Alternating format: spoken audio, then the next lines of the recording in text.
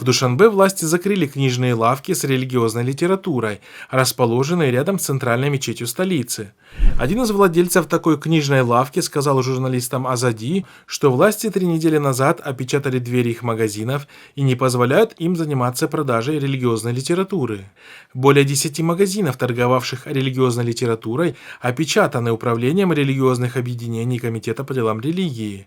Азади со ссылкой на работника комитета сообщает, что в прошлом месяце на основании проверки деятельности этих лавок совместной комиссией из числа нескольких ведомств их двери были опечатаны. Сейчас идет изучение нескольких материалов и литературы, которые были изъяты в книжных лавках. Но я думаю, что эти магазины снова будут открыты, сказал представитель комитета по делам религии. Отметим, что на протяжении более 10 лет в Таджикистане осуществляется жесткий контроль в отношении ввоза и издания религиозной литературы. Без одобрения Комитета по делам религии ни одна книга религиозного характера не может попасть на прилавки книжных магазинов.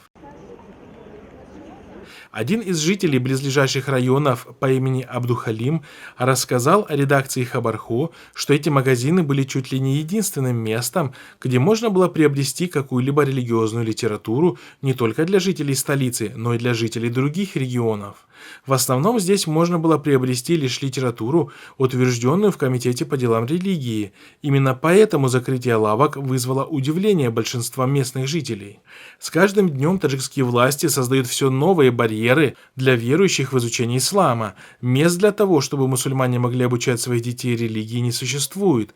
Посещать мечети дети не могут. Запрещено. Каждый соблюдающий житель страны обучает своих детей тому, что знает сам. А теперь еще и книжные магазины закрыли. Что дальше?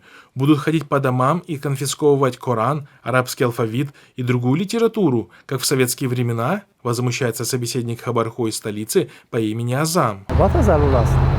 چی ضرورت داره؟ خب اگه اون چیزی نمیفهمید اگه میفهمید خوب نیست